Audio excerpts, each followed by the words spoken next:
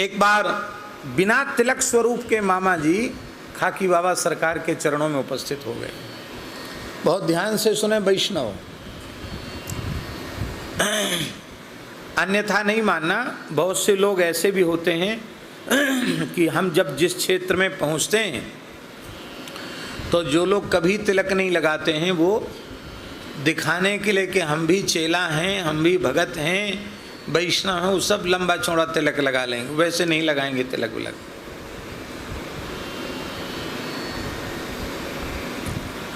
कितने लोग कंठी भी नहीं पहनते हैं, मंत्र भी नहीं जपते हैं। ये बहुत बड़ा अपराध है।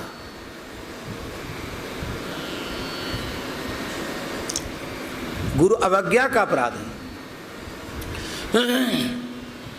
तो थोड़ा सा प्रमाद हुआ, बिना तिलक के गुरु जी के सामने चले गए। इतने मात्र से बाबा सरकार इतने बिगड़े, बहुत नाराज हुए। अरे बिना तिलक के तुम कैसे आए?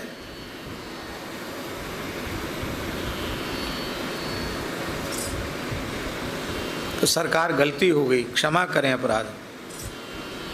नहीं, क्षमा नहीं होगा, जाओ गंगा जी में डूब जाओ, कूद जाओ गंगा जी में।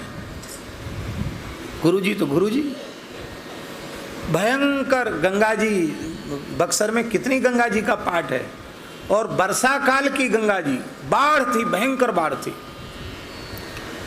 और पूज्य बक्सर वाले मामा जी गुरु आज्ञा होते ही गंगा जी में कूद गए।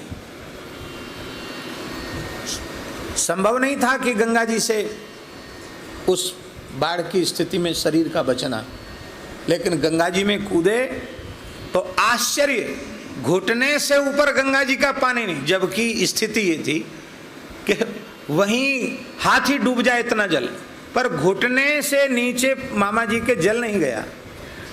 वो आश्चर्यचकित हो गए, गंगा जी में डूब ही नहीं रहे, 20 धार तक चले गए, जहां अथाह जल है वहां भी वही स्थिति। अंत में एक लाली, वो लाली कोई सामान्य लाली नहीं, साक्षात विदेह राजनंदिनी, सुने ना प्राण प्यारी श्री राम वल्लभा श्री जानकी जी, वे प्रकट हो गई। उन्होंने हाथ पकड़ लिया, कहा भैया परीक्षा पूरी हो गई, चलो लौट चलो। ये कोई ऐसा नहीं कि कुछ 2-4 पद लिख लिए तो उन्होंने अपने को मामा जी के नाम से घोषित कर दिया, ऐसा नहीं है। ये सदगुरु भगवान की कृपा से किशोरी जी ने हाथ पकड़ा है और भैया कहा।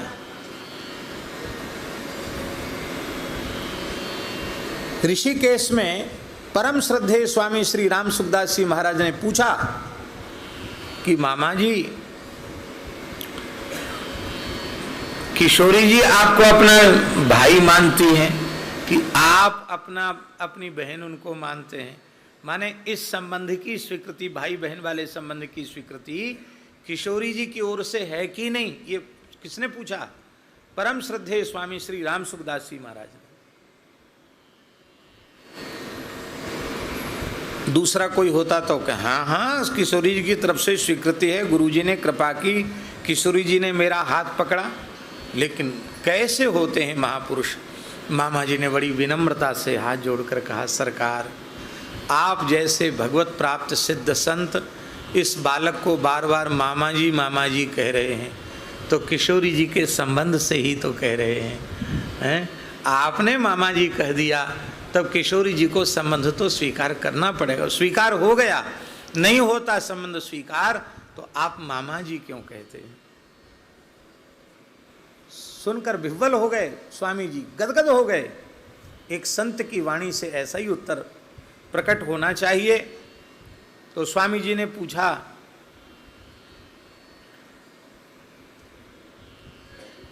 किशोरी जी के बड़े भाई हो कि छोटे? जैसे पंचरसाचार्य श्री हर्षण कुंज सरकार, वो किशोरी जी के बड़े भैया थे, दादा, इसलिए किशोरी जी को वात्सल्य करते। पर मामा जी ने हाथ जोड़कर कहा कि किशोरी जी के बहुत भाई हैं, पर उनमें सबसे छोटा ही बालक है। तो श्री राम सुखदास जी महाराज ने कहा कि तब तो गोद में बिठाकर बहुत दुलार करती होंगी, जब सबसे छोटा अपने को मानते हो तब तो किशोरी जी गोद में बिठाकर बहुत दुलार करती होंगी। इतना सुनती मामा जी कुछ बोल नहीं पाई, अत्यंत विकल हो गए। दोनों संतों के प्रेमाश्रुधार बहने लगी। यह है संतों का एकांतिक सत्संग। आहा, तो गुरु निष्ठा के प्रताप से किशोरी जी ने उनको स्वीकार किया। दूसरी घटना, अस्वस्थ हो गए अयोध्या जी में, जानकी महल में, और सिर में अतिशय वेदना हुई और कक्ष में अकेले पूज्य महाराज जी थे। साक्षात श्री किशोरी जी ने प्रकट होकर मस्तक दबाया, सिर पर सुगंधित तैल की मालिश किया।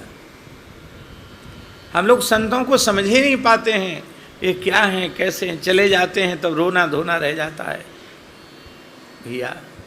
इसलिए संत जब तक विराजमान है तब तक उनकी महिमा को, गरिमा को स्वीकार कर लो।